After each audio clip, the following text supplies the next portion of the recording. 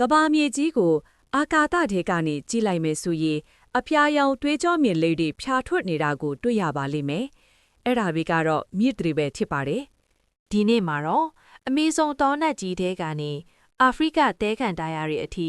ကမ္ဘာအရှည်ဆုံးမြစ်ကြီးများရဲ့လျှို့ဝှက်ချက်တွေနဲ့သူတို့ရင်ဆိုင်နေရတဲ့စိန်ခေါ်မှုတွေကိုအတူတကွလေ့လာကြည့်ကြရအောင်။ကမ္ဘာပေါ်မှာထင်ရှားရဲ့မြစ်ကြီးတွေအများကြီးရှိပါတယ်။အဲ့ဒီထဲကအထင်ရှားဆုံးကတော့အမေဇုံမြစ်ပါပဲ။တောင်အမေရိကတိုက်မှာရှိပြီးမိုင်ပေါင်း4000ကျော်ရှိလျားပါတယ်။အမေဇုံဟာကမ္ဘာအကြီးဆုံးမိုးသစ်တောကြီးကိုဖြတ်တန်းစီးဆင်းနေပြီးကမ္ဘာပေါ်မှာရှိတဲ့တက်ရှိမျိုးစိတ်တွေရဲ့10%လောက်ဟာဒီမြစ်ဝမ်းမှာမိတင်းနေထိုင်ကြပါတယ်။နောက်ထပ်အံ့ဩတစ်ခုကတော့အာဖရိကတိုက်ကနိုင်မြစ်ပါပဲ။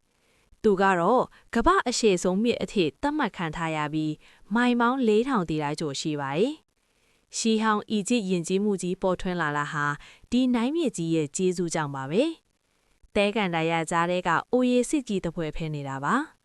။အာရှဘက်မှာဆိုရင်တော့တရုတ်နိုင်ငံကရန်စည်းမြစ်ဟာအရေးပါဆုံးပါပဲ။လူတန်းပေါင်းများစွာအတွက်စိုက်ပျိုးရည်နဲ့တောက်သုံးရည်ကိုပေးဝေနေတဲ့အာရှရဲ့အသက်သွေးကြောတစ်ခုဖြစ်ပါတယ်။မြစ်တစ်ခုဘလို့ဖြစ်လာသလဲ။အများအားဖြင့်တော့တောင်ပေါ်ဒေသတွေမှာရှိတဲ့ရေခဲတွေအည်ပြောတာဒါမှမဟုတ်စမ်းကြောင်းလေးတွေကနေစတင်ပါတယ်။အဲ့ဒီကနေတဖြည်းဖြည်းစူးစီးသည့်မြင့်မကြီးဖြစ်လာတာပါ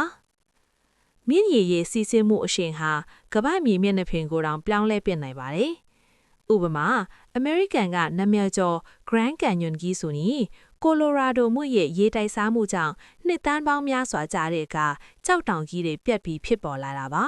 ။ဒါအပြင်မြစ်တွေဟာမြေစီမြေနစ်တွေကိုတည်ဆောင်လာပြီးမြစ်ဝကျွန်းတော်ဒေသတွေမှာပို့ချပေးပါတယ်။ဒါကြောင့်လေမြစ်ဝကျွန်းတော်တွေဟာစိုက်ပျိုးရေးအတွက်အကောင်းဆုံးမြေနေရာတွေဖြစ်နေရတာပါ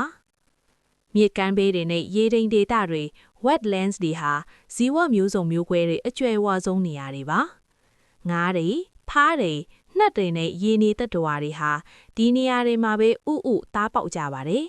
။မြစ်တွေဟာသားနဲ့တရိစံတွေအတွက်တဘာဝလမ်းမကြီးတွေလည်းဖြစ်ပါတယ်။ဆော်လမွန်ငါးတွေဆိုရင်သူတို့မွေးဖွားရာမြစ်ဖျားခံရာစီကိုပြန်ဖို့အတွက်ရေစံကိုစ조사ပန်းစကုခတ်ကြရပါတယ်။ဒါဟာတဘာဝတရားရဲ့အံ့ဩခံဖြစ်စဉ်တစ်ခုပါပဲ